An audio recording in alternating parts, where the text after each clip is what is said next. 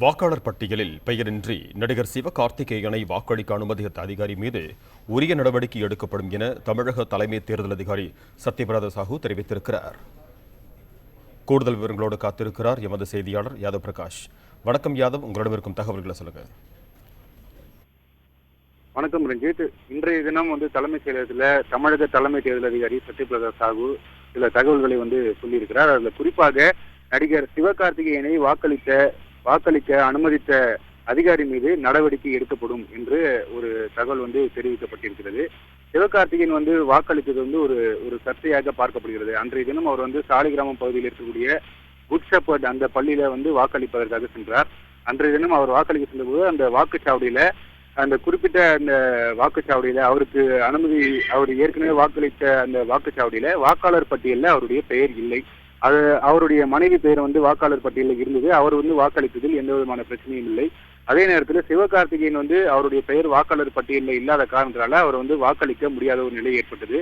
அதற்கு பிறகு அங்கிருந்து திரும்பிய அவர் அதற்கு பிறகு ஒரு 1.5 மணி நேரத்துக்கு பிறகு மீண்டும் அதே வாக்குச்சாவடியில அதே வாக்குப்பதிவு மையத்துக்கு வேறொரு வாக்குச்சாவடியில அவர் வாக்களித்து விட்டு சென்றார். இது ஒரு மிகப்பெரிய ஒரு சர்ச்சையாக பார்க்கப்பட்டது. வாக்காளர் பட்டியலில் பெயர் இல்லாத ஒருவர் எப்படி வாக்களிக்க முடியும் என்பதுதான் இந்த ஒரு சர்ச்சைக்கான ஒரு காரணமாக பார்க்கப்பட்டது. இதுல ஒரு சாமானியனுக்கு இதே போல ஒரு வசதி செய்து தரப்படுமா? வாக்காளர் பட்டியல் இல்லாமல் ஒரு சாமானியன் இது போல வாக்களிக்க முடியுமா என்ற பல்வேறு கேள்விகளை எழுப்பி சமூக வலைதளங்கள்ல இது பரப்பப்பட்டது. இந்த விவகாரம் தொடர்பாக தொடர்ந்து தலைமை தேர்தல் அதிகாரியிடம் கேட்கப்பட்ட போது இது தொடர்பாக விசாரித்து தற்போது நடிகர் சிவகார்த்திகேயனை வாக்களிக்க அனுமதித்த அதிகாரி மீது உரிய நடவடிக்கை எடுக்கப்படும் என்று தெரிவிக்கப்பட்டிருக்கிறது. அந்த அதிகாரி அதே போல அந்த மாவட்ட தேர்தல் அதிகாரியிடம் விளக்கம் கேட்கப்படும் என்றும் தெரிவிக்கப்பட்டிருக்கிறது. மேலும் சிவகார்த்திகேயன் அளித்த அந்த வாக்கு குறித்து அந்த வாக்கு எந்த வகையில் எடுத்துக்கொள்வது, அது செல்லாத வாக்காக எடுத்துக்கொள்வதா அல்லது அது எந்த அடிப்படையில் அந்த வாக்கை எடுத்துக்கொள்வது என்பது குறித்து அதிகாரிகளோடு பேச அடுத்த கட்ட முடிவு எடுக்கப்படும் என்று தெரிவிக்கப்பட்டிருக்கிறது. முதற்கட்டமாக நடிகர் சிவகார்த்திகேயனை வாக்களிக்க அனுமதித்த அந்த அதிகாரி மீது உரிய நடவடிக்கை எடுக்கப்படும் என்று தற்போது தெரிவிக்கப்பட்டிருக்கிறது. மேலும் இந்த மதுரை விவகாரம் தொடர்பாகவும் இன்றைய தினம் தலைமை தேர்தல் அதிகாரி சத்யபிரதா சாஹூவிடம் இந்த அறிக்கையானது சமர்ப்பிக்கப்பட்டிருக்கிறது.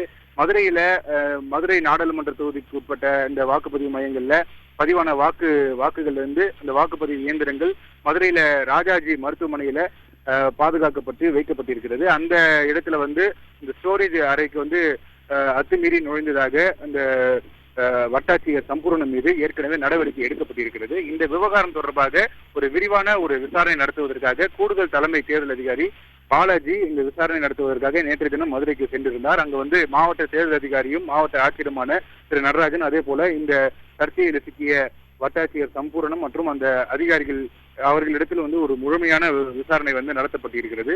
அந்த விசாரணை தொடர்பான அந்த அறிக்கையானது இன்றைய தினம் சமர்ப்பிக்கப்பட்டிருக்கிறது. முழுமையான ஒரு விசாரணையானது நடத்தப்பட்டிருக்கிறது.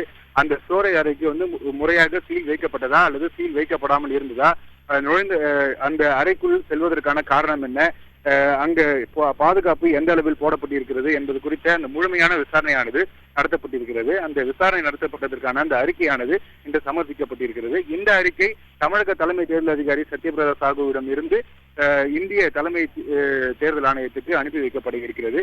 அதே போல இந்த வாக்கு எண்ணக்கூடிய அந்த மையங்கள்ல பாதுகாப்பு ஏற்பாடுகள் கேள்விக்குறியாக இருக்கிறது என்று தொடர்ந்து எதிர்க்கட்சிகள் பல்வேறு குற்றச்சாட்டுகளை வைத்திருக்கிறார்கள். குறிப்பாக இந்த மதுரை விவகாரத்தை சுட்டிக்காட்டி தான் இந்த குற்றச்சாட்டு வைக்கப்பட்டிருக்கிறது.